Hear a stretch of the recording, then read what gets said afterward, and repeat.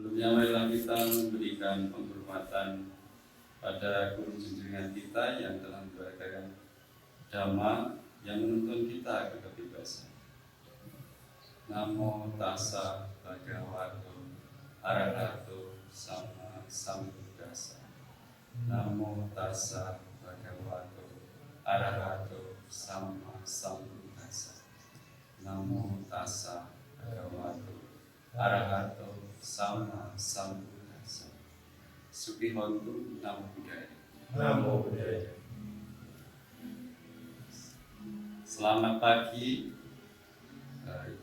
Bapak, Saudara, sedharma. Terima kasih atas kesempatan yang telah diberikan, dan juga terima kasih atas kehadiran di Wihara Bodhi Wangsa ini pada kesempatan hari Minggu tanggal 24 Juli 2022 ini.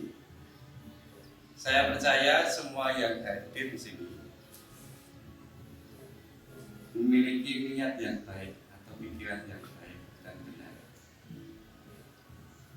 Karena seperti yang saya tahu bahwa di dalam agama Buddha ini, mereka yang datang itu karena kemauan dari dalam dirinya sendiri, bukan dari paksaan atau hal yang berkaitan dengan sesuatu yang menentukan ataupun sesuatu yang kelihatannya menyenangkan atau ini. Seperti yang saya pernah alami waktu ikut jadi peserta ITC itu, beberapa orang yang saya temui itu ternyata mereka mengikuti ajaran Buddha itu karena dari dalam dirinya sendiri, bukan karena diajak atau dipaksa atau disuruh-suruh, tapi mereka datang dengan kemauan sendiri. Yang saat itu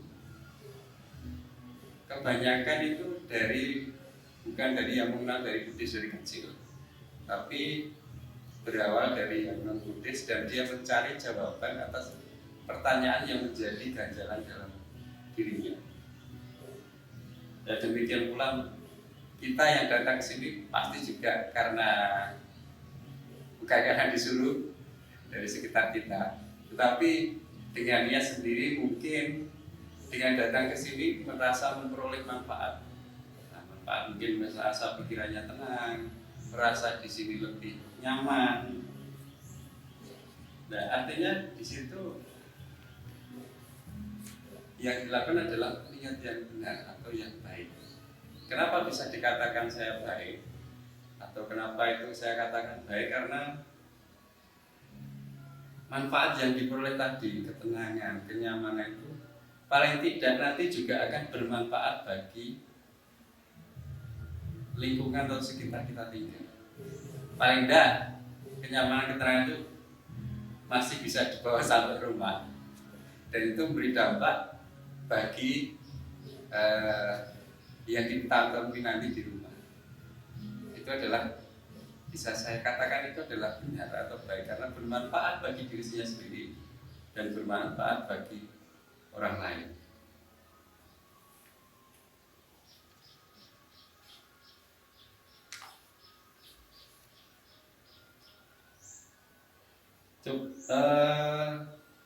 Salah satu manfaat terdekat dari datang ke wihara itu yang diperoleh, semisal yang datang ke wihara ini hanya Mas Eko sama Pemimpin Puja Bakti berdua itu saja, itu pasti juga akan jenuh, pasti juga akan bosan. Nah, dengan kehadiran bapak-bapak saudara ini kan akhirnya bisa menambah semangat, menambah rasa senang bisa berkumpul dengan mitra sedharma. Nah, itu adalah sebuah efek yang terasa langsung, seperti mungkin yang di Dhammanusati itu kan tak bersela waktu, jadi bisa langsung dirasakan oleh orang lain, bahkan untuk dirinya sendiri.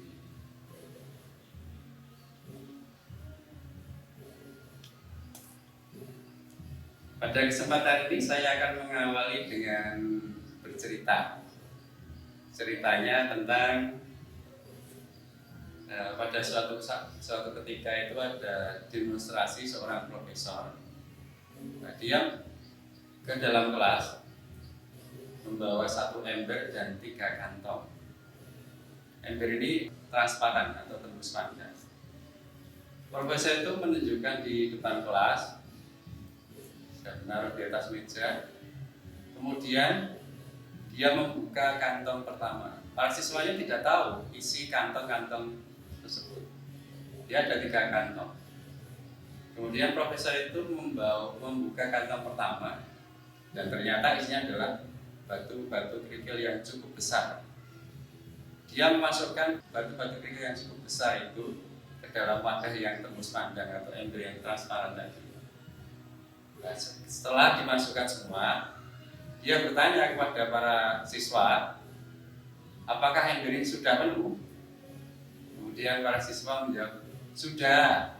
Nah, ketika para siswa menjawab sudah, kemudian profesor itu mengambil kantong yang kedua, dan ternyata isinya adalah batu kerikil yang kecil-kecil.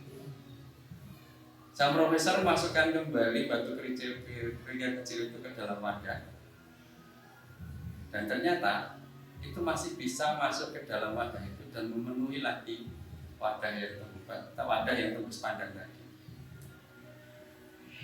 Profesor itu bertanya kembali, apakah ember ini sudah penuh? Para siswa juga masih sama menjawab, sudah.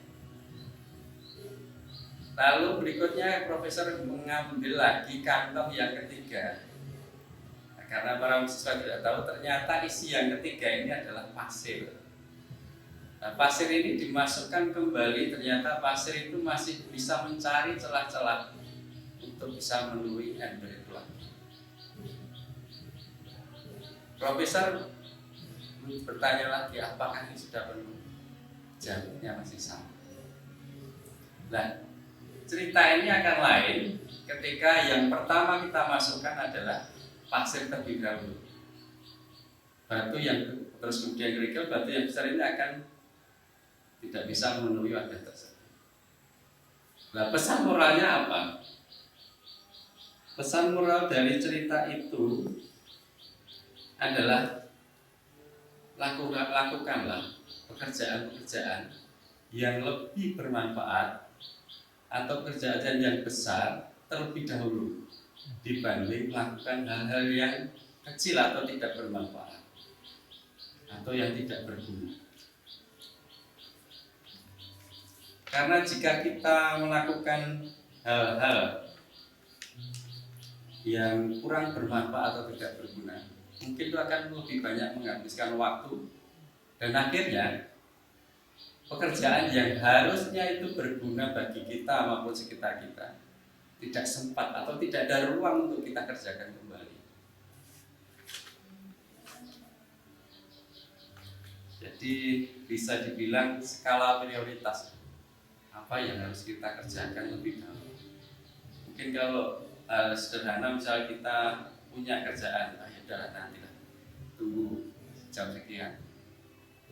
Ketika ditunggu-tunggu, pas jam sekian itu ternyata ada kegiatan yang mendadak lain, ya akhirnya yang pekerjaan harusnya tadi dikerjakan lebih utama, jadi nggak sempat, nggak jadi bisa dikerjakan. Nah, itu ada kesempatan yang ada menjadi hilang.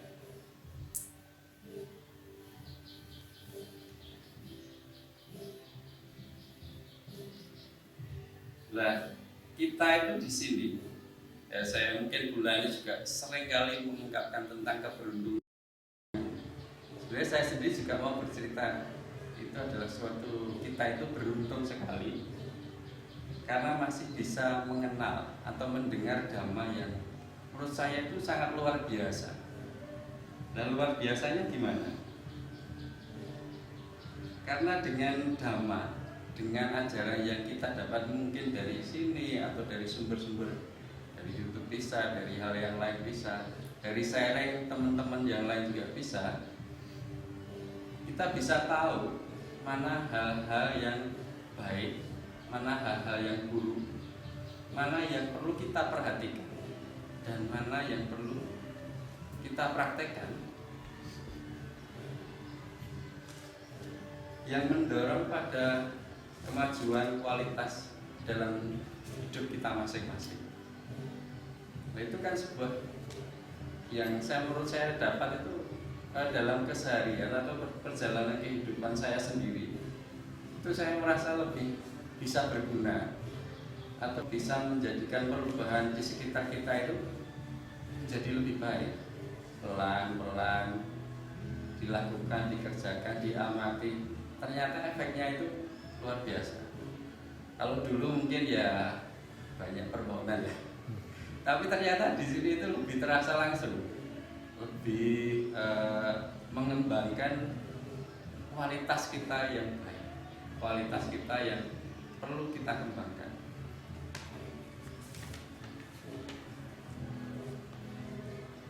Yang akhirnya dampak kualitas ketika kita berkembang itu kan bisa memberi kebahagiaan atau kesenangan atau menjadi hal yang pantas untuk diberikan kepada sekitar kita.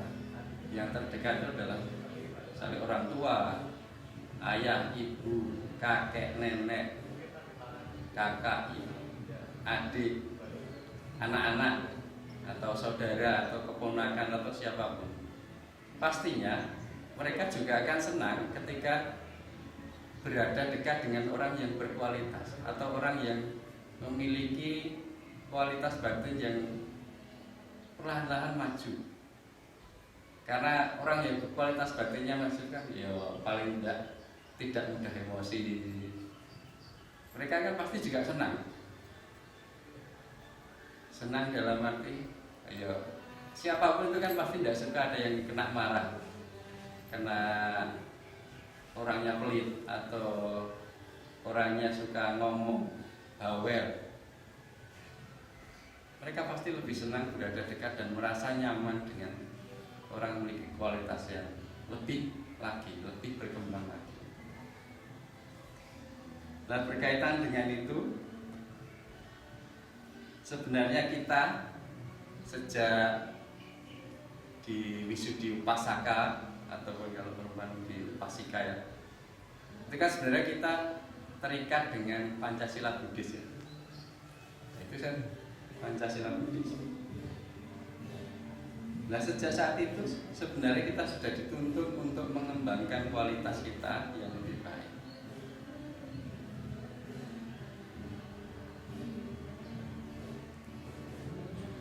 Yang lebih benar, yang lebih akhirnya bisa memberikan manfaat-manfaat tadi ke sekeliling kita.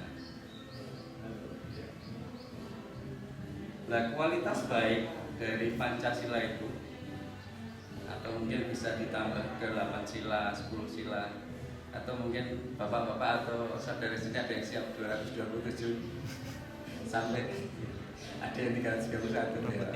Itu lebih baik lagi karena istilahnya lebih banyak itu ternyata itu menjadi lebih bagus lagi dibanding yang kita sebenarnya 5 sila. Jadi kalau Pancasila mungkin sangat hafal ya di sini ya. Selain membaca kita juga mendengarkan setiap kali perpujian bakti entah di sini ataupun saat anjing sana. Nah, Pancasila itu kan kalau kita laksanakan atau pada saat tertentu kita laksanakan pusata sila ya. Nah, pada saat itu sebenarnya menurut pengalaman sendiri ya, kalau kita bisa mempraktekkan dengan lebih aktif, itu ternyata ya seperti yang saya tadi sampaikan bahwa di perenungan Dhammanusati itu kan tentang tak bersela waktu. Jadi hasilnya itu bisa langsung dirasakan. Nah, saya akan berbicara tentang 5 sila saja. 5 sila yang pertama itu kan tentang panatipata, jadi tentang tidak melakukan pembunuhan makhluk. Ya mungkin kalau tidak melakukan pembunuhan makhluk hidup itu kan masih bisa lah. Meskipun mungkin ya nggak bisa juga. Mungkin kalau kita jalan nggak sengaja injak semut, nggak sengaja ya. Tetapi ketika kita lebih aktif lagi pada saat melakukan posata sila atau 8 sila, itu kita coba kita function. Jadi tidak sekedar hanya menghindari pembunuhan, tetapi kita memberikan kehidupan pada makhluk lain. Itu saya coba, ternyata nggak tahu, dari banyak kegiatan, salah satunya itu juga itu memberikan efek. Saya kira bisa dicoba lah, dipraktekkan. Terus yang kedua tentang adinadana, tidak melakukan pengambilan barang yang tidak berikan. Tidak melakukan pengambilan barang yang tidak berikan itu kan ya itu bisa kalau cuma menghindari saja. Tapi untuk aku bagaimana? Untuk aku ya kita berdana. Ya kalau saya itu sederhana. Sebenarnya enggak pada saat latih sila juga. Kita sebelum makan, kalau saya itu di meja ada ijikom, terus kadang ada cicak. Ya sudah sebelum makan ambil sedikit dari piring kita, kasihkan ke cicak. Itu ternyata cuma melatih gitu aja, kecil-kecil itu bermanfaatnya besar juga. Terus pada saat itu misalnya karena saya tinggal di pinggir jalan, ketika ada orang yang minta-minta atau ngamen itu, yang biasanya mungkin kasih kita 500 lah warga sini. Pada saat itu kita benar-benar lebih besar. Nah, kita efeknya juga sangat terasa langsung kan. Biasanya cuma ucapan terima kasih. Saya itu terima kasihnya berulang kali. Ada misalnya kasih 500 jadi 5.000 misalnya aja. Itu terima kasihnya berulang kali dan sangat memberikan respek yang bagus. Sederhana tetapi langsung. Terus kemudian yang ketiga itu tentang tidak berbuat asusila ya. Ini kalau ini saya teori mas ya, teori dalam arti begini. Nah, mungkin kita bisa praktek dengan meditasi metta. Jadi pada saat itu atau biasanya kita pada saat bulan terang dan bulan gelap itu kan ada anjang sana dari rumah ke rumah. Nah, meditasi yang pakai metta itu ya benar-benar kita sungguh-sungguh praktekkan. Bagaimana memberi kebahagiaan lewat getaran pikiran kita, getaran cinta kasih kita kepada sekeliling yang hadir di situ. Itu adalah satu pengembangan kalau menurut saya. Terus kemudian yang keempat, sila keempat itu kan tentang musyawarah, tentang menghindari ucapan bohong atau ucapan yang tidak benar. Saya pernah mendengar ceramah atau khotbah itu tentang kebenaran atau berkaitan dengan parami yang ketujuh, sacak parami atau parami kebenaran. Nah itu di dalam kehidupan bodhisatta tidak pernah melakukan ucapan bohong atau kebohongan. Dan di dalam waktu sekian panjang itu sama sekali tidak pernah melakukan kebohongan. Luar biasa ya. Dalam satu kehidupan yang cukup panjang akhirnya sebelum menjadi Buddha itu tidak pernah melakukan kebohongan atau berkata bohong. Nah kalau kita menghindari itu kan ya mungkin mudah, tapi bagaimana mengungkapkan ketika benar itu dikatakan. Nah itu mungkin kadang-kadang kita cuma menghindari daripada rame lah, ya sudah diam. Nah itu yang masih berat itu kita untuk praktek mengusahakan kebenaran yang ada. Itu kadang-kadang ya untuk masih butuh latihan lagi. Terus kemudian sila yang kelima. Sila yang kelima adalah tentang meminum minuman memabukkan hasil penyulingan atau peragian yang intinya melemahkan kesadaran. Nah pada sila kelima ini saya mengambil cerita lagi dari Surah Panajataka. Jadi ternyata tidak tahu ini berkaitan atau tidak, tapi saya melihatnya itu ada kaitannya dengan sila kelima ini. Jadi dalam cerita Jataka itu kan menceritakan juga kehidupan pada saat Buddha menjadi bodhisatta ya, atau sebelum menjadi Buddha. Kisah Surapana Jataka ini diceritakan berkenaan dengan Tirasa Gata. Jadi pada saat itu sang guru menghabiskan puasa atau musim hujan itu di Sawati. Nah, beliau setelah bermukim di sana, itu dia berpindah patah ke sebuah kota niaga yang bernama Badawatika, di mana di Badawatika itu para penggembala sapi, penggembala kambing, dan petani dan juga para pengelana itu dengan hormat meminta agar beliau tidak pergi ke perahu mangga. Karena kata mereka, di perahu mangga pada tempat pertapaan telanjang, kan ada pertapaan telanjang, sekarang pun juga masih ada. Saya pernah lihat videonya itu.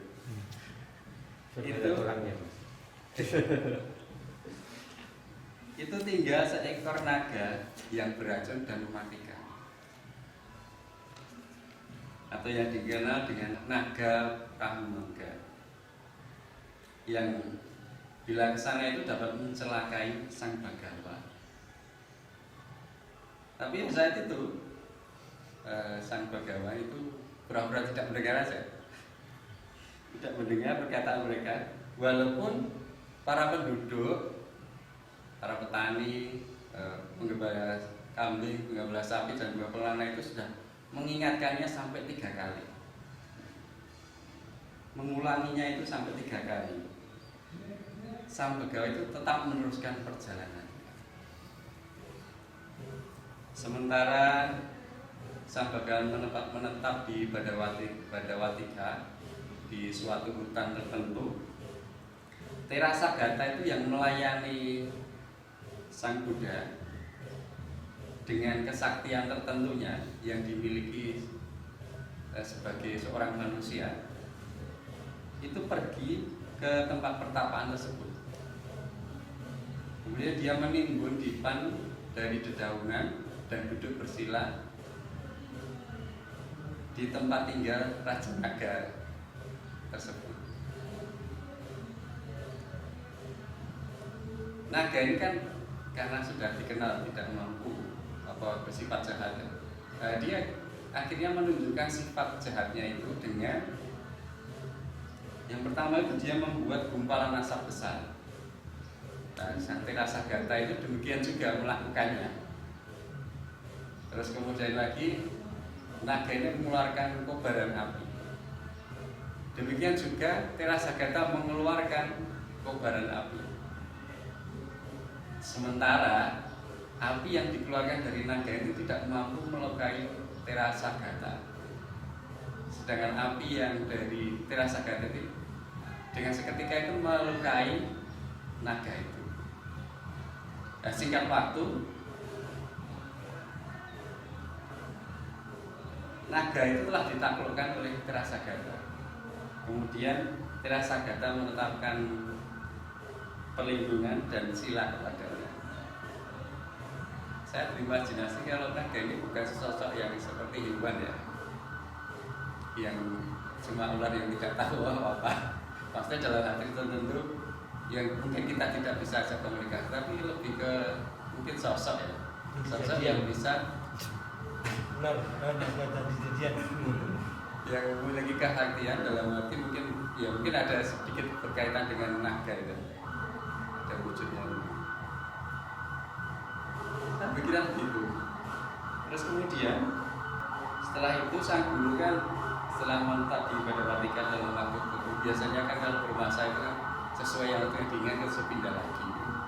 Nah, sang guru itu berpindah ke Kosambi. Nah, cerita tentang Tirasa Gata yang menaklukkan naga tadi itu terdengar di penduduk Kosambi sampai ke pinggiran desa.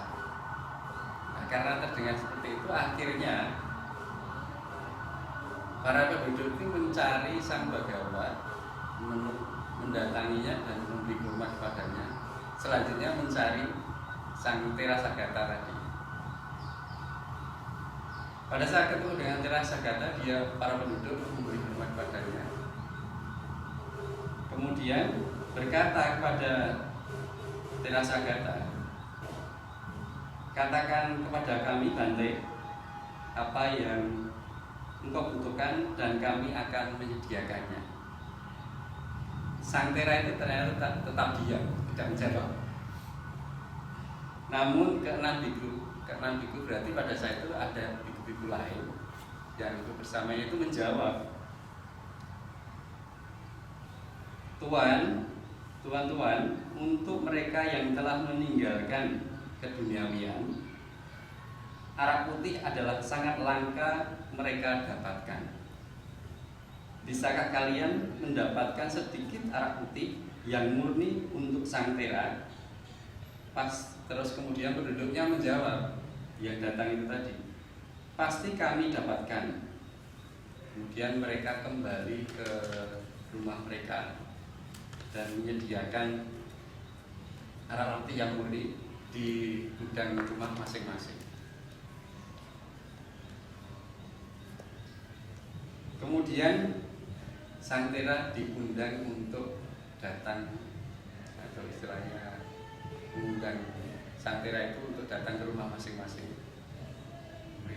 Sang Tera diajak masuk, terus diberi minuman arak putih itu. Dari rumah ke rumah Sang Tera itu diberi minuman arak putih.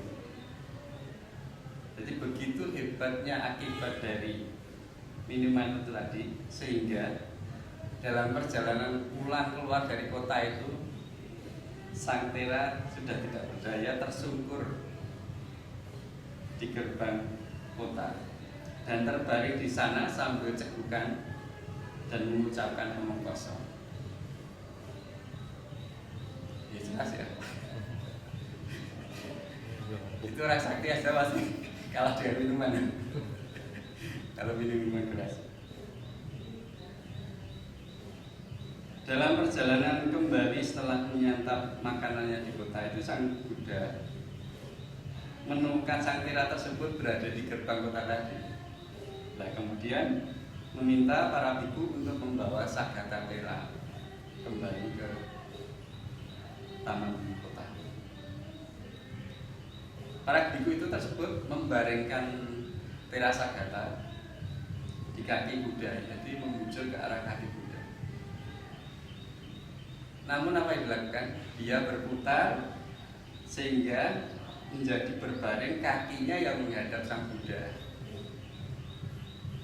Kemudian Sang Guru bertanya pada para biku, apakah Sagata menunjukkan penghormatan yang saat ini seperti yang biasa ia lakukan? Yang biasanya bakal berkorban, apakah masih sama? Ternyata para biku, tidak Bante. Katakan pada saya para biku, siapa yang mengendalikan Raja Naga Perahu Mangga? Para biku menjawab, Sagata Bante. Terus Sang Buddha melanjutkan lagi, menurut kalian dalam kondisi sekarang ini, pada saat kondisi dia mabuk itu sudah tidak berdaya, tidak sadar, mampukah Sagata mengendalikan ular air yang tidak berdaya? Ular air tidak berdaya, mampukah? Ia tidak mampu, Bante. Para biku menjawab demikian.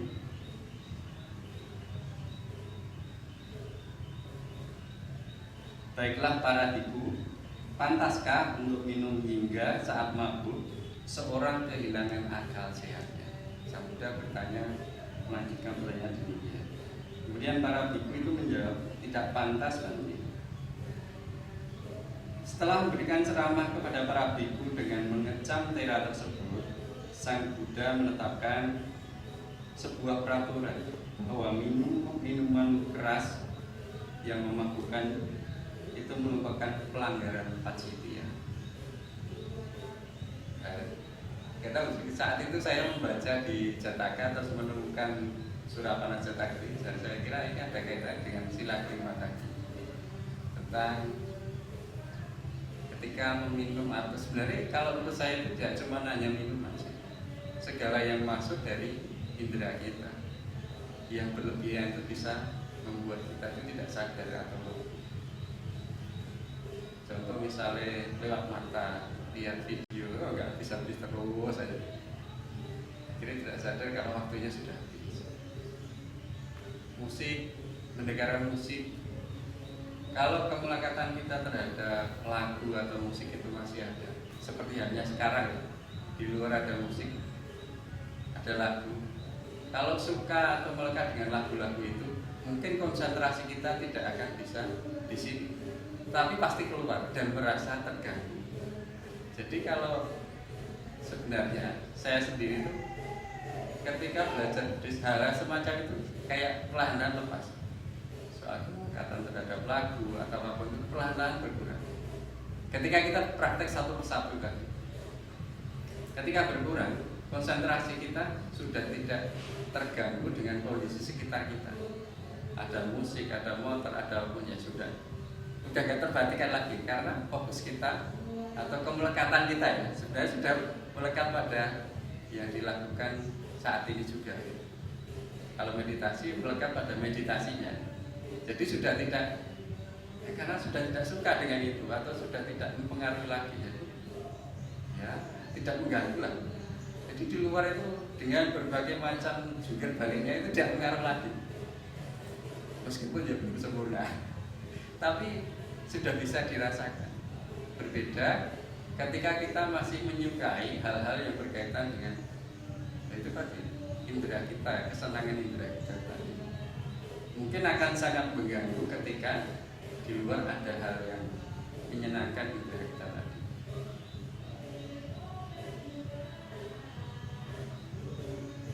Nah, dari cerita yang kedua ini tadi,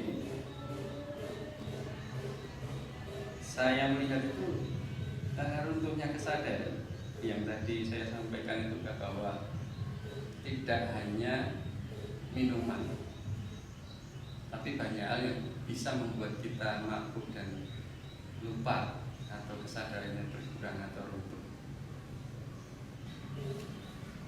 Itu tadi pesan pentingnya adalah dalam Pancasila yang telah kita terima di saat kita diwisudi Upasaka, pesan pentingnya adalah bagaimana kita menjaga, merawat, dan mengembangkan sila yang telah kita terima pada saat menjadi Upasaka, sejak menjadi memasuki menjadi Upasaka atau menjadi Upasika, sejak menjadi mengikuti ajaran Buddha, itu kita benar-benar menjaga dan merawat. Karena dengan menjaga dan merawat sila yang kita terima itu tadi, nanti akan banyak hal yang kita dapatkan. Terdekatnya adalah mendapat kebebasan dalam kehidupan sehari-hari. Kebebasan dalam arti apa? Kebebasan dalam arti bebas dari rasa cemas, khawatir, takut. Semisal kita sering vaksin dan sebagainya, mungkin ketemu lampu jadi nggak takut, karena sama binatang sudahlah bicara menjaga. Kalau dulu lihat sholat ya tidak dulu. Jadi pesan bagi kita, termasuk saya sendiri, bagaimana kita bisa menjaga sila yang telah kita terima, merawat sebaik mungkin supaya tidak cacat. Mungkin demikianlah yang saya bisa sampaikan. Semoga apa yang menjadi cerita atau yang menjadi pesan tadi bisa bermanfaat bagi kita semua. Sapi sata bawantu sukitata. Semoga semua makhluk hidup berbahagia. Sadu, sadu, sadu.